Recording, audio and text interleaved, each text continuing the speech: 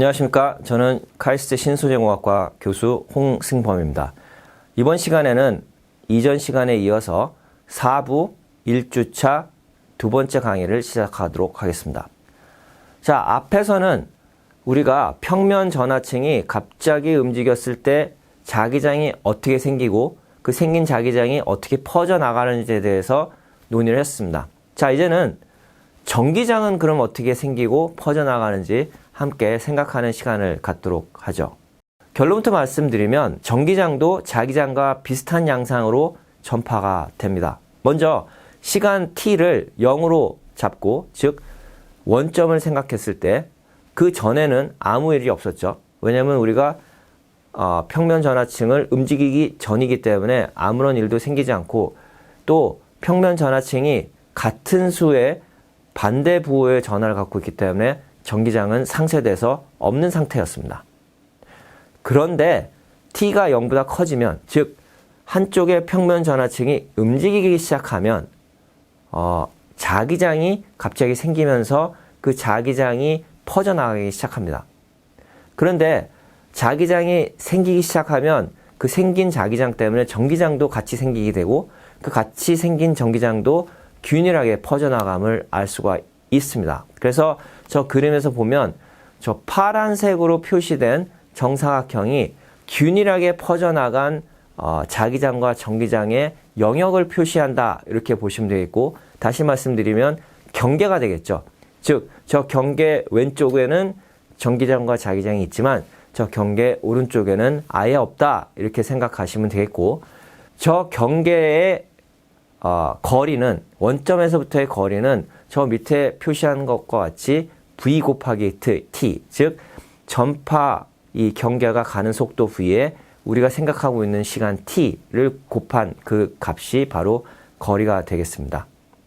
그래서 요 파란색 경계면은 마치 파도가 쭉 전파되는 것처럼 퍼져나간다, 이렇게 이제 생각하시면 되는데, 전자기파의 경우에서는 사실 저 속도가 빛의 속도입니다. 그래서 V가 원래 C가 돼야 되지만 지금 요 문제에 있어서는 그냥 V, 즉 속도 V로 생각해서 문제를 풀도록 하겠습니다.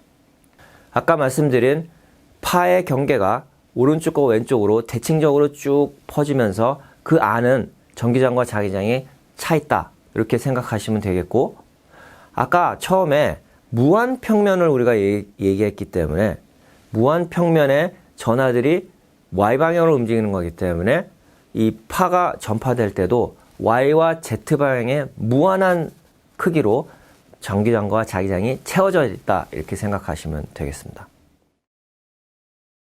자, 그러면 조금 더 자세하게 이 상황을 살펴보도록 하겠습니다.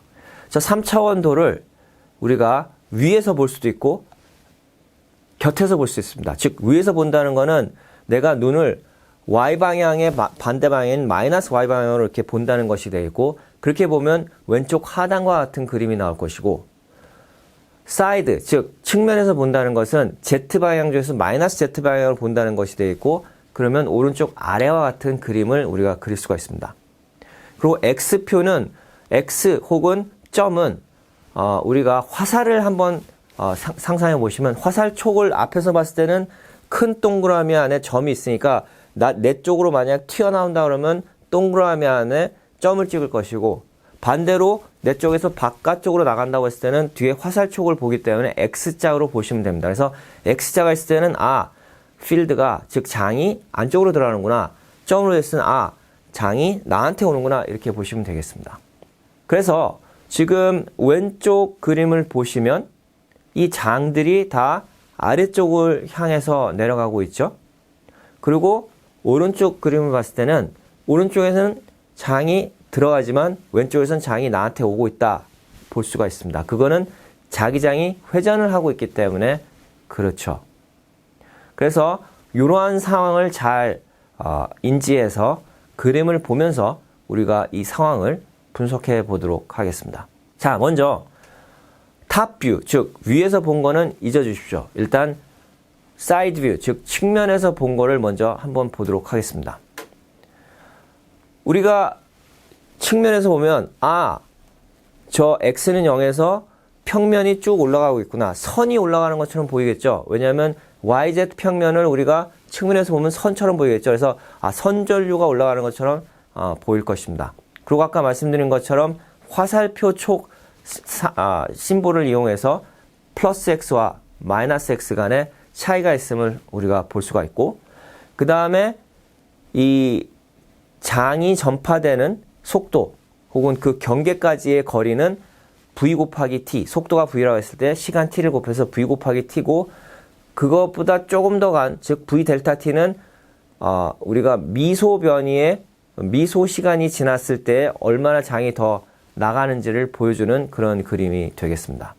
자, 그러면 아까 설명해 드렸던 그 측면도에서 우리의 장의 분포가 과연 맥스웰 방정식에 부합되는지 한번 살펴보도록 하겠습니다. 오른쪽 아래 그림 한번 보시죠. 오른쪽 아래 그림에서 저 빨간색 테두리로 지금 박스 쳐진 직사각형을 보면 그 직사각형의 경계, 그 경계선을 감마2라고 하겠습니다. 그래서 감마2를 경계로 하는 직사각형을 한번 보시면 왼쪽 일부분은 자기장이 있고 오른쪽에는 자기장이 없습니다. 근데 결과적으로는 그 박스를 통해서 나오는 magnetic flux, 즉 자기 플럭스는 있는 셈이 되겠죠. 자, 그런데 그 다음 페이지로 가서 우리가 생각해 보면, 그래서 아까 말씀드린 것처럼 감마2를 경계로 하는 저 빨간색 박스를 봤을 때 파가 움직이기 시작해서 계속 플럭스의 변화가 생기기 시작하면 그 플럭스의 변화로 인해서 기전력이 생길 것이고, 그 기전력의 크기는 움직이는 속도 v의 함수라는 것을 우리가 짐작할 수가 있습니다. 자, 그러면 한번 생각을 해보죠. 변화량, 즉 플럭스의 변화량은 얼마일까요?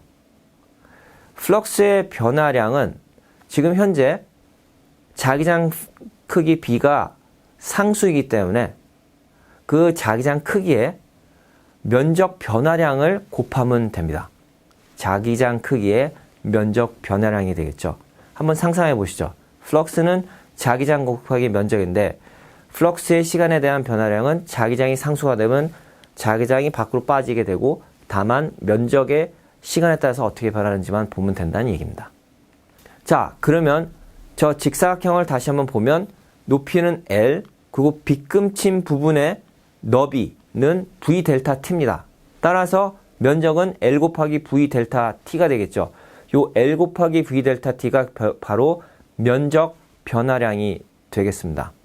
다시 말해서 플럭스가 바뀌는 율은 자기장 B에다가 LV를 곱한 게 되겠습니다. 다시 반복하겠습니다.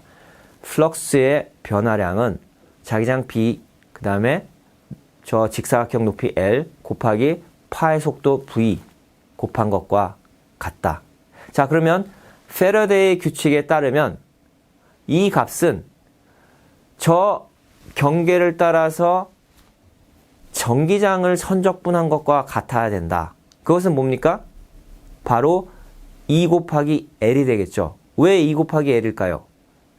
E는 지금 Y방향으로 지금 향하고 있고, 지금 X방향에 대해서는 선적분해봐야 우리가 기여하는 바가 없기 때문에 바로 EL이 되겠습니다. 그리고 오른쪽은 어떤가요? 오른쪽 L은 아예 자기장이 없기 때문에 0이 되죠. 그래서 왼쪽 선 하나만 지금 선적분에 기여를 하고 있고, 따라서 EL이 됩니다. 그래서 EL이 BLB와 같다, 이렇게 등가를 시켜놓으면 바로 정지장 E는 V 곱하기 B, 즉 속도에다가 자기장 B를 곱한 것과 같다, 이렇게 우리가 풀 수가 있는 거죠. 자, 저 식을 한번 응시해 보시기 바랍니다. 뭐가 기억이 나시나요? 우리가 로렌츠 힘을 했을 때 그 실험에서 얻은 식인데, 전하가 느끼는 힘 F는 전하량 Q에다가 가로를 한번 크게 치고 이 필드에다가 더하기 V 크로스 B였습니다. 즉 전하의 속도에다가 자기장의 크기를 크로스 프로덕트 했던 거죠. 즉 E와 V 크로스 B는 어떻게 보면 등가의 어떤 물리적 양이라는 것을 그때 한번 이해를 하셨을 겁니다. 이걸 보면 전기장 E가 V 곱하기 B입니다. 네, 물론 아까 V 크로스 B와 그 물리적 의미는 다르지만 단위가 같다는 것을 여러분들이 알 수 있고, 이렇게 등가화 시킬 수 있겠구나라는 것도 여러분들이 이해할 수가 있을 겁니다. 즉, 전기장 E는 파가 움직이는 속도 V에다가 자기장의 크기 B를 곱한 것과 같다라는 것을 다시 한번 상기하면서 다음 장으로 넘어가겠습니다. 자, 우리가 맥스웰 방정식의 네 번째 공식을 한번 상기를 해보면 저 왼쪽에 빨간 박스에 있는 식이 되겠습니다. 즉 C제곱 델 크로스 B는 입실론 제로분의 J 더하기 라운드 T분의 라운드 E인데, 이 식을 이용하면 평면 전하의 움직임으로 인해서 그 근처에 생기는 자기장의 크기를 구할 수가 있겠죠. 또한 조금 더 관심 영역을 오른쪽으로 움직여가지고 평면 전하가 있는 그 근처보다는 조금 더 멀리 떨어져 있지만 경계보단 안쪽에 있는 영역에서 봤을 때 저 왼쪽 아래에 있는 그림을 통해서 한번 생각해 보면 일단 자기장의 컬은 0입니다. 그래서 좌항은 0이 되고 평면 전하 쉿을 포함하고 있지 않기 때문에 J도 0이고, 그리고 전기장도 균일하고 일정하다고 말했기 때문에 전기장의 변화량도 0입니다. 그래서 0은 0. 그래서 맥스웰 방정식을 잘 만족시키고 있다, 이렇게 생각할 수가 있고요. 자, 그럼 우리가 영역 중에서 파의 경계에 해당하는 부분에 걸친 그런 직사각형 영역을 생각해 보겠고, 그 직사각형을 감마 1이라고 한번 해보겠습니다.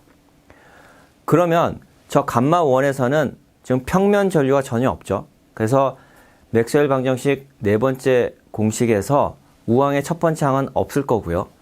오른쪽 항을 보면 지금 현재 경계가 움직이고 있기 때문에 저 X표로 해놓은 것이 다 전기장인데 그 전기장의 플럭스가 바뀌는 것을 볼 수가 있습니다. 따라서 라운드 E 오브 라운드 T, 즉 라운드 T분의 라운드 E 항이 바뀌고 있기 때문에 우항의 두 번째 항은 살아있다, 이렇게 생각할 수 있습니다. 자, 그러면 다시 우리가 맥스웰 네 번째 방정식을 적분식으로 좀 바꿔보면 왼쪽은 C제곱에 자기장 B를 선적분한 폐곡선을 따라서 선적분한 양이 되어 있고, 그리고 우항은 전기장의 플럭스가 시간에 따라서 어떻게 변하는지를 나타내는 항으로 우리가 생각할 수 있겠죠. 그런데 왼쪽 항을 생각해 보면 자기장은 현재 우리가 방향으로 봤을 때 Z방향으로만 있기 때문에 저 직사각형 중에서 윗변과 아랫변에서의 선적분은 0이 될 것이고, 또 오른쪽 선분에 있어서는 아예 자기장이 없는 영역이니까 선적분이 안 될 것이고, 왼쪽 높이 방향 선분만 우리가 선적분을 할 필요가 있기 때문에 B 곱하기 L 이렇게 될 것이고, 근데 오른쪽 전기장의 플럭스의 시간에 따른 변화량은 앞장에서 자기장의 플럭스에 따른 시간의 변화량과 같은 논리대로 그 시간 변화율이 면적의 변화율이고, 그 면적의 변화율은 바로 V 곱하기 L이기 때문에 같은 방식으로 우리가 등가해서 풀면 되겠습니다. 그래서 아까 말씀드린 식을 좀 정리해 보면 왼쪽은 C제곱 BL, 오른쪽은 EVL. 그래서 L이 없어지기 때문에 C제곱 B가 EV가 되는 것을 알 수가 있죠. 자, 요 식도 잘 기억해 주시기 바랍니다. 앞장에서는 어땠죠? E가 VB였고, 지금 여기서는 C제곱 B가 EV가 됩니다. 그렇죠? 그러면 우린 상상할 수 있습니다. 두 식이 같아야 되는 거 아닌가? 같으려면 V는 얼마나 돼야 되는가? 라는 상상할 수 있을 텐데, 여러분 상상한 대로 그렇게 하면 속도 V는 결국 빛의 속도 C가 될 수밖에 없겠죠. 그래서 우리는 이제 두 가지 해를 구했죠. 그래서 파 경계면까지는 자기장 B와 전기장 E가 굉장히 일정하게 있고, 그리고 서로 직교하고 있으며, 그리고 그 이후에는 없는 그러한 양상을 우리가 배웠습니다. 그리고 맥스웰 공식을 통해서 E와 B의 크기의 비율을 우리가 배웠죠. E는 VB고 E는 B분의 C제곱 B가 됩니다. 그래서 우리는 왼쪽에서 E는 VB, 오른쪽에서 E는 V분의 C제곱 B라는 두 공식을 통해서 이 두 공식을 동시에 만족하려면 속도 V는 C, 즉 빛의 속도라는 것을 알게 되었습니다. 즉 저희가 전자기파를 통해서 하는 모든 무선 통신은 빛의 속도로 파가 전파되기 때문에 굉장히 빠른 속도로 우리가 통신할 수 있음을 이런 식을 통해서 알 수가 있는 거죠. 자, 본 장에서는 굉장히 단순하지만 평면 전하가 무한히 있었을 때 갑자기 움직이면서 생긴 파가 어떤 양상으로 퍼지는지, 그리고 얼마나 빨리 퍼지는지에 대해서 배워봤습니다. 이것은 많은 예들 중에서도 전기적인 효과가 어떻게 빛의 속도로 전파될 수 있는지를 보여준 일례가 되겠습니다. 자, 그러면 우리가 평면 전하가 갑자기 움직이면서 파가 빛의 속도로 전파되는 그런 상황을 배웠는데, 만약에 그 움직이던 평면 전류가 갑자기 쓰면 어떻게 될까요? 그 질문에 대한 답을 하기 위해서는 우리가 중첩의 원리를 이용하면 되겠습니다. 즉, 평면 전류가 어느 순간에 갑자기 움직인다. 그 움직이는 거의 해는 오른쪽 위의 그래프와 같이 X방향으로 파가 빛의 속도로 쭉 움직이고 있고, 왼쪽에는 자기장이나 전기장이 일정한 크기를 갖고 있지만 오른쪽에는 없다라는 해를 하나 놓고, 그 다음에 얼마 있다가 시간을 좀 지난 다음에 반대 방향의 전류를 흐르게 합니다. 갑자기. 그러면 어떻게 됩니까? 반대 크기의 자기장과 전기장이 또 움직이기 시작하겠죠. 그걸 겹칩니다. 그러면 바로 아래쪽과 같은 펄스 형태의 파가 빛의 속도로 움직이는 것을 볼 수가 있습니다. 그것이 바로 내가 만약 평면 전류를 갑자기 움직였다가 갑자기 세웠을 때 일어나는 일이 되겠습니다. 자, 그러면 우리가 어떤 정보를 만약에 보내고 싶으면, 모스 부호를 만약에 보내고 싶으면 전류를 움직였다가 가만히 있다, 움직였다가 가만히 있다 하는 식으로 해서 우리가 신호를 보낼 수 있겠구나 라는 것을 여러분이 깨달을 수 있겠죠. 자, 여러분들 중에서는 그렇게 생각할 겁니다. 아니, 움직였다 갑자기 쓰는 경우가 왜 하나가 계속 움직이고 있다가 다른 하나가 반대로 움직이는 것과 같은 상황이냐라고 물어볼 수 있을 텐데, 잘 생각해 보시면 한쪽으로 움직이는 걸 상쇄시키는 방향으로 반대로 하면 마치 서 있는 것과 같은 그러한 효과이기 때문에 그와 같이 생각할 수 있는 것이고, 그렇게 생각하는 것이 이미 우리가 갖고 있던 해를 그대로 써먹을 수 있기 때문에 편의상 그렇게 해결한 방법이 되겠습니다. 앞에서 말씀드린 걸 조금 더 구체적으로 한번 생각해 보도록 하겠습니다. 자, 우선 새로운 전류, 즉 반대 방향으로 우리가 전류를 흘린다고 했을 때, 그것도 시간차를 두고, 그 시간차라는 것은 여기서는 대문자 t라고 하겠습니다. 대문자 t만큼의 시간차를 두고 반대 방향의 전류를 흘렸을 때 과연 어떤 일이 발생하는가? 일단 파란색 박스를 한번 보시죠. 그러면 우리가 어떤 임의의 시간 작은 t를 생각했을 때는 그 작은 t에서 대문자 t를 뺀 만큼의 시간 동안을 속도만큼 곱해야 그 반대 방향으로 흐른 전류에 의해서 생긴 전파의 영향을 볼 수가 있습니다. 그래서 그 파란색 박스 아래 보면 그래프가 조금 더 짧죠. 위에 거에 비해서. 그리고 반대 방향으로 갔기 때문에 B와 E, 즉 자기장과 전기장의 크기는 반대가 될 것입니다. 속도는 똑같이 빛의 속도라는 것을 알 수가 있습니다. 그러면 저 길이는 사실은 왼쪽 오른쪽으로 대칭적으로 갈 텐데 보시는 바와 같이 플러스 마이너스 C 곱하기 소문자 t 빼기 대문자 t만큼의 크기라는 것을 알 수가 있죠. 그러면 위에 있는 파와 아래에 있는 파를 합치면, 더하면 어떻게 되죠? 서로 겹치는 부분은 0이 될 거고 겹치지 않은 부분은 위에 것만 남게 될 겁니다. 그 위에 것만 남는 거의 직사각형의 크기는 밑에 변의 길이가 대문자 t라는 것을 알 수가 있겠죠. 그래서 빨간색 박스에 있는 것처럼 펄스 형태의 파가 움직인다, 이렇게 볼 수가 있겠습니다. 이러한 자기장과 전기장의 묶음이 어떻게 계속 유지가 될까요? 그 질문에 대한 답은 바로 패러데이의 규칙, 즉 델 크로스 E가 마이너스 라운드 T분의 라운드 B라는 그 사실과 맥스웰이 공식을 정리하면서 발견한 새로운 항, 즉 C제곱 델 크로스 B는 라운드 T분의 라운드 E라는 데에 그 답이 있습니다. 한번 상상해 보시죠. 자기장이 힘이 들어 해서 없어진다고 칩시다. 그러면 힘이 들어 해서 자기장이 없어지기 시작하면 자기장의 시간에 대한 변화가 생기니까 갑자기 전기장이 생기기 시작합니다. 근데 전기장이 힘들어 해서 전기장이 없어지기 시작하면 전기장 라운드 T분의 라운드 E가 또 생기니까 변화가 생기니까 또 자기장이 또 일어나기 시작합니다.